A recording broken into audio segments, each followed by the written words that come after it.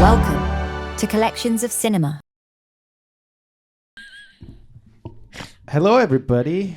Hello, everybody. Welcome to a new episode of Bean, say Collections hello. of Cinema with us, Bean, the movie boy, and Pesty boy. Danielle, and me, Wavy. We are back with a new episode this week, and it's a little contrasty to last week's episode. What was last week's episode? I just want to ask you, what was last week's episode? I don't remember. We watched too many movies. I don't remember anything. First of all, there's no such thing as too many movies watching. Okay, I'll rephrase. We watch a new movie or a movie every single night. The So Graduate. yeah. Okay. So, but this movie kinda has a connection to. How on earth does this movie have a connection? It's a far connection, but Okay. Like a far-fetched connection that you created, or that you think there's an actual connection? no, there might be a connection, but Okay. I mean there is a connection, but I don't know. I'm not going to find the connection, but the movie we're talking about this week is the movie Longlegs by Osgood Perkins, or Os Perkins. And we have this beautiful, I have to say really beautiful, limited media book with like, some pages in there and with some behind the scenes stuff. And then those really cool postcards in the 4K version of the Bluray. And we rewatched it this week. It's the second time we've watched it within a couple of months, I think, right? Yeah, we watched Which is it when it came out. untypical for us to do. We watched it when it came out, and I think it's been like 7 months, 6 months. We watched it in summertime at some point. I don't remember. We watched it fairly recently, enough so that I remembered pretty much everything about the movie. And So, that's hard for Oscar me. Perkins directed it, and Oscar Perkins is the The son of son of Psycho. Anthony Perkins, the Psycho actor, and I bet there's some Norman Bates. weird connection to The Graduate. So that would be the connection. So Longlegs came out last. What? Yeah, just go with it. Longlegs came out last year. It's an A24 production, or at least it got distributed by. No, actually not. I'm sorry. It got distributed by Neon, not A24. And it had a budget of under 10 million, which is outrageous. That is outrageous. And a box office of 127 million. Wow. Which is it's so cool to see Neon and A24 and other companies do low budget Hollywood movies that are phenomenal because of the story, because of the characters, because of the actors. In a budget where like typical Hollywood movies are like, no, I'm sorry, we can't make a movie. And it's so fucking cool to see that. Let's get into the story quickly of Longlegs without giving too much away if you have not seen it yet. No, we're not worrying about not giving things away. That's okay. Then Because let's go into the story. that's only for movie of the week, I feel like. Okay, then get Because, to the story. yeah, I feel like we said that in the first few episodes of the podcast. If you haven't watched the movie that we're talking about, there probably will be guess that's spoilers. true. Because otherwise we wouldn't have much to talk about. Yeah. Longlegs is so brilliant. Nick Cage plays Longlegs. Yeah. Put in quotations. Very, very creepy character. He's not in it that much, but has an enormous impact, I think. And very, very memorable. So it's basically about a young FBI agent. I mean, let's start at the beginning. So the movie starts in 1974 in Oregon, where a young girl was visited by Longlegs, a mysterious She character. heard a noise outside, or she saw a car parked outside. She went outside, Right. and That's how he the movie was starts. there. 20 years later, the young girl, is an FBI agent, Lee Harker, and she investigates a murder series. Yeah. Yeah. A serial killer. Yeah. So she investigates a murder series where each case involves a father killing his family and himself, leaving behind a letter with satanic coding signed Longlegs. So that is like, so the movie itself. I mean, she was given the case because she successfully found another person that they were looking for. Right. Very intuitively, like almost without having to try. They just like went to a neighborhood to knock on doors to like see if do you know this man kind of thing. And the first house that they went to, she just decided, like, we're going to this house. Like, she just had a feeling, and that's exactly the house that the guy was in. Yep. So the head detective or the chief or whatever you want to call him, captain probably, gave her a new task. And that was to kind of not really run lead, but I guess be a big she was part one of the main investigators. This investigation. The movie itself was marketed as like this most gruesome horror movie or the scariest horror film of 2024, stuff like that. I feel like that's bad marketing. Which was very bad marketing. The movie itself is not, it has horror elements, but it's more a psychological thriller, I would say, with horror elements. Because the movie leans more into the direction of Seven and Silence of the Lambs. Mm-hmm. And Osgood Perkins I would call Silence of the Lambs a horror movie. Even though it's a psychological horror movie, it's still a horror movie. It has horror elements, and those two, those two genres often just like diverge into each other. Mm-hmm. Like there's no clear line where horror starts and psychological thriller ends. But Osgood Perkins said in an interview that it's the Seven and the Silence of the Lambs of 2024. Yeah. And you can see and you can feel it's inspiration. Yeah. So she investigates, and then she discovers that every family had a 9-year-old daughter born on the 14th of the month. Mm-hmm. And so all the murders occurred within 6 days before or after the said birthday. And like drawn out on like a calendar sheet, it made an inverted triangle. She like found an algorithm essentially, like an algorithm that Longlegs created. So she was able to kind of like pinpoint a little bit where the next when the next one was going to happen. Yeah. So and then she basically uncovers how Longlegs kills the people, or how he does it, because he's never in the room. He has no real affliction. He's seemingly never actually there at the time of murder, but he is connected, and he's the only connection. Right. Should we give the connection away? you already said that we should give. Yeah. Now would be, if you have not seen the movie, now it would be for you to stop. Agreed. Watch the movie and then come back to this. But so there were some. First of all, the captain had asked Lee to talk to her mother to see if she knew anything about Longlegs, because it came out that Longlegs might have visited her. She had an unwanted visitor around that same time, and so he was like, maybe look into it. And when she went home to look into it, when her mom is super like weird, she found a Polaroid that she took of Longlegs, but she couldn't remember anything of it. She couldn't remember anything of it, and she all of a sudden had like this kind of like weird moment where you weren't really sure what was happening with her. Yep. And so when asked to go investigate further and see, because they started to think he must have had an accomplice of some sort. Someone that would come into the house, that was their thinking. Someone has to be getting into the house, and no one's going to invite this dude into the house from how he looks. And so that's what led them to, he has an accomplice. We have to figure out who that is. Yeah. So she went to go see her mom again, because he asked her to talk to her mom and see if she knew anything. Yeah.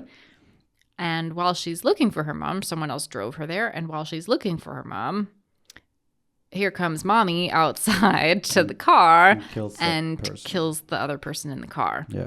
So we're kind of figuring out that mommy's the accomplice. Yeah. And so, a long story short, mommy had to make a deal with Longlegs to spare her daughter. Yes.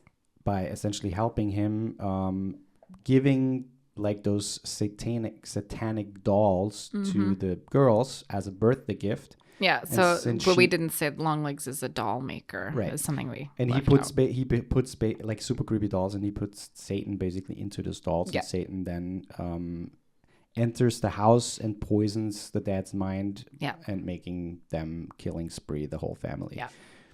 So yeah, that's essentially the story. And the thing is, a lot of people liked the movie a lot, but the occultic, more surrealistic stuff didn't fly with everybody, but I really liked it. I really liked it because it fits so well to the character of Longlegs, where he is this creepy ass dude who doesn't seem real. Yeah. He just doesn't seem real, and that adds so much more to the beanstalk. But I kind of feel like maybe, and this is just a guess, but I'm guessing that maybe people didn't like that aspect of it too much, simply because when they saw that Nick Cage was going to be in a horror movie, they wanted more of Nick Cage being the crazy psycho killer. And in a sense he is, but he's also not, and so I don't know, maybe it was just there's this one scene misleading, one of the best scenes in my opinion of Nick Cage driving in the car. And you have the side view on him while he's driving, and he's like, "Daddy, mommy, unmake me and save me from the hell of living," like in this. And it just... You should have given a little warning to people who are listening to this in their earbuds or something. Yeah, I'm sorry. But it gives me chills thinking about that scene, because he's so fucking good in that. He's really good. Even the first time you see him, like his whole face and demeanor and everything, it's like, blah. Yeah. He does such a But I also feel like there is a scene, I think it's right after the mom kills the person, so the daughter knows that it's her. Yeah. Is it that scene where then she's also driving and she screams in the car? So that scene for me, I think it has to be on purpose, but she's a very hard character to like. It's not that she's not likable, but because she's so reserved, and she clearly gets that from her mom, and it kind of comes full circle at the end. You kind of realize why she's like that, because of the whole doll thing, and but she's a really difficult character to like sympathize with, and she is very monotone how she speaks. She doesn't have any emotion in her voice. She is just kind of there, and doesn't show any excitement, nothing. There is she's clearly a troubled kid, with growing up in this weird family, and dad not there for whatever reason, and mom essentially from the 9th birthday helping to kill people. That does shit to you. And also she forgot a lot of things because of Longlegs, so Longlegs made her forget a lot of things.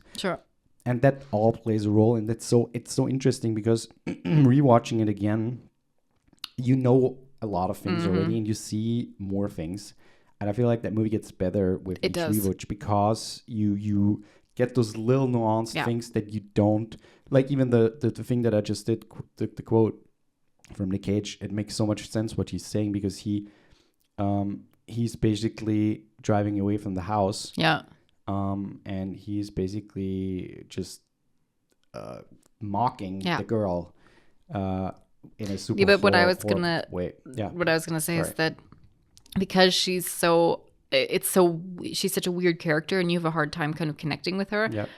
All of a sudden, in that second of that scene where she's in the car and she screams, it's like, fuck, she's like an act. Like all of a sudden, she becomes this person, and this. It's so well done, I think, and I feel like it has to be very intentional that it was like that. But just Micah super well done. Monroe is the actress's name. She's phenomenal. And it makes sense with again, more spoilers, but he's been doing making these dolls to look like the kids that he's giving them to. And so there is a doll made of what is her name? Sorry, the actress. Micah Monroe. No, but the character's name, Lee. So for her 9th birthday, he also made her a doll that looks like her, and so they kept the doll. The doll's always been there. She didn't know about the doll, I assume. Because the doll made her forget. Right, but the doll made her forget, exactly. And so there is a scene when she finds her mother that the mom shoots the doll in the head, and it physically affects Lee, and she falls back, passes out. She's like, because they're connected, and so it also kind of draws this tie where it's okay. He made her forget all of these things, and she's been kind of almost controlled still by the devil throughout all of this. And Yeah. Also, spoiler, because it leads to that. After she passes out, she wakes up in a basement, and it is the basement that we've seen all of Longlegs doing his work in. And when she goes up the stairs, she's in her own house. So he's been living in her house for her entire childhood, which the first time we watched that movie, so both of us creepy. were like, fuck. Yeah, it's super creepy. So good. A few production notes or backstories to the inspiration. So Osgood Perkins said that the plot device of the devil dolls that caused fathers to murder families was loosely inspired by the killing of John Bennett Ramsey. The murder took place approaching Christmas, and one present that the parents had gotten for John Bennett was a life-sized replica doll of herself, wearing one of her pageant dresses. It was in a cardboard box in the basement, 15 feet from where she was killed, and there was something so insane about it. I had to catalog it anyway, he said. He also said that the film was inspired by his mother's treatment towards Father Anthony Perkins' sexuality. So Anthony Perkins was probably homosexual or bisexual, and he got shielded. And she shielded him from the public. And Osgood was quoted saying, "Your mother can protect you from the truth that she thinks is unsavory, and then you just build out a crazy movie around that." So that's essentially a whole plot part of the movie where Micah's character Lee is creating this false safe environment kinda while living in the same house, growing up in the same house of this gruesome satanic murderous guy, and her mom who kills people every month.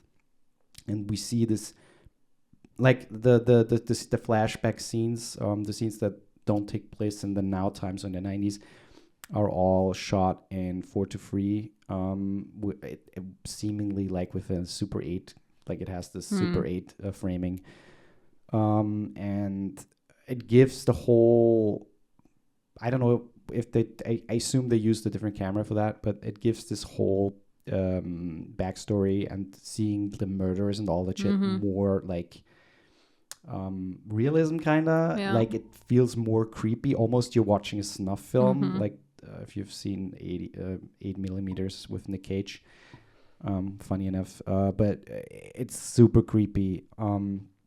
So yeah. The soundtrack is amazing.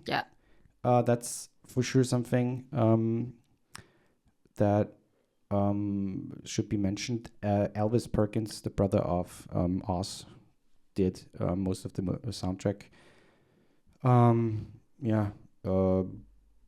Something else you want to mention? I mean, I could talk about that movie for a while. I love that movie so much, and it's a great movie. It's my favorite kind of movie. So horror is my favorite genre, but especially anything that's like psychological thriller, and especially anything that has to do with serial killers. I'm obsessed. I love it so much. Yeah.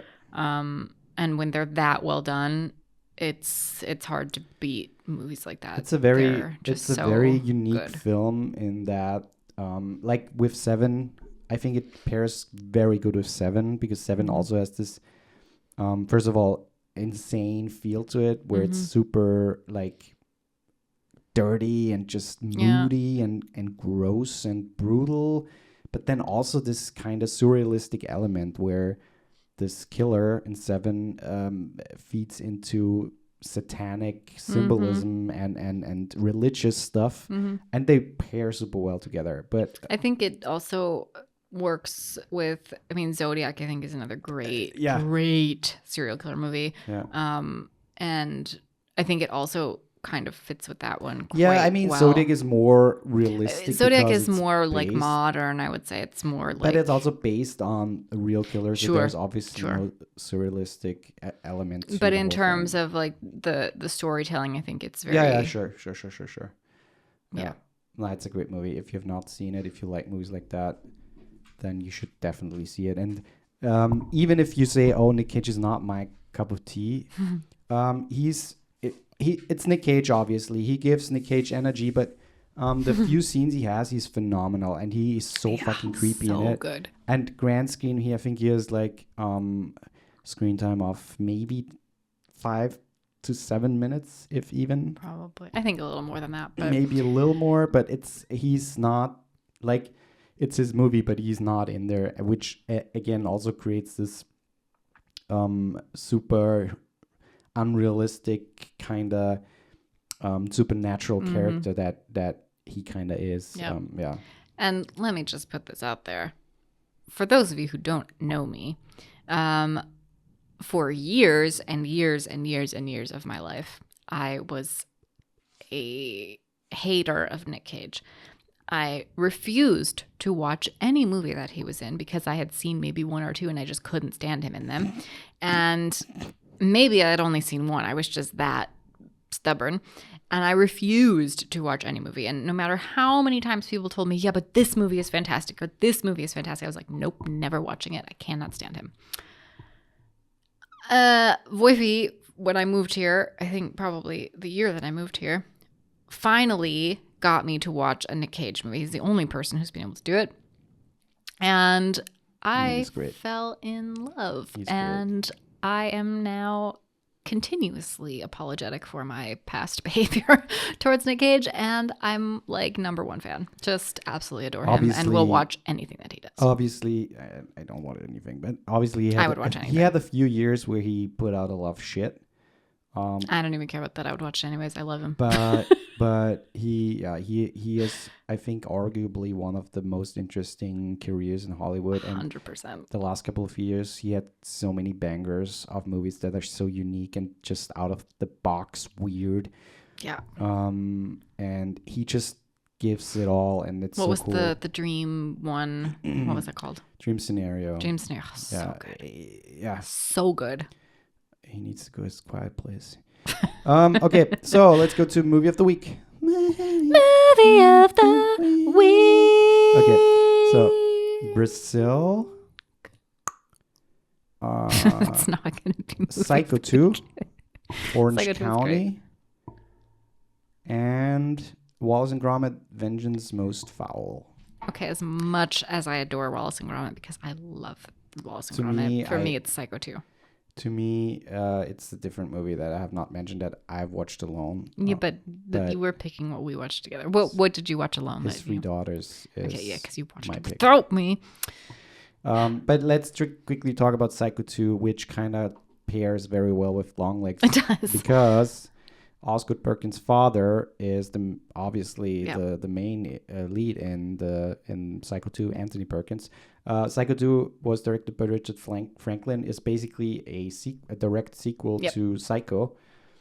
Takes place, I think, like 20-something years later. Yeah. And Norman Bates is basically coming home after being arrested, incarcerated, and in a psych ward.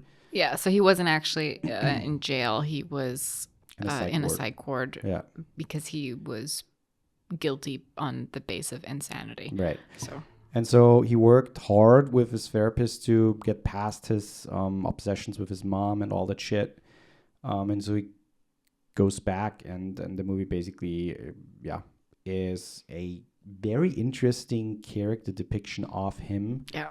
And him trying to stay sane in a world that tries to drive him insane again. And also, I think, without spoiling anything, it does a super good job of keeping you guessing, because it does. I thought in the first like 30 minutes or so, I want to say, it seems like you know what's happening. It seems like you're like, oh, okay, this is what's happening. And so at first I was like, oh, that kind of sucks. I don't really want to know yet because there's still so much movie left. And let me tell you, you will be like thrown through so many loops watching the rest of that movie. It's so good, and there's so much more to it. I mean, it's no Hitchcock. We'll put that out there. It's no Hitchcock. But the story is great and super well done. I honestly liked it better than the first one, because the story was so unique and different. I would say in terms of the story, I liked it better, but the filming style, you just can't. You can't beat Hitchcock. Psycho is so unique and was such a staple back then, and still is so. It's a great fucking piece of movie history. Well, and so many classic like shots and camera tricks that were never used before. But It's still, just Psycho 2 is a great movie, and It's if you great. like Psycho, then you should definitely check it out. We have not watched part 3 or 4 yet. Part 3 was directed even by Anthony Perkins, so I'm excited. I really want to watch that. Yeah. And the movie that I chose, or that I would have chosen if we would have watched together, is His Three Daughters from 2023. It's on Netflix. It's a character study, I would say, and a very intricate, small little indie movie from Asael Jacobs. I don't know. I hope that's the pronunciation. And it's essentially about three daughters coming together as their father is on his deathbed, and they're trapped in this small apartment in New York City. And it's a very sweet, sad, heartbreaking, but also heartwarming movie. And it's about the bond of sisters, family, being there for each other, and just working through a lot of difficulties, emotions in this super difficult, sad time of his passing. And I would highly recommend, if you've not seen it, and if you have Netflix, check that movie out. It's super underrated, in my opinion. Carrie Coon, Natasha Lyonne, Elizabeth Olsen. I mean, what else do you want to know? Great fucking movie. That's it. If you want to support us, head over to our Patreon. The link is in the description. Please like and subscribe everywhere where you can listen or watch the podcast. I'm sorry that the last week's episode was not in focus. This week's episode is in focus again. Until next time. See you later. See you later.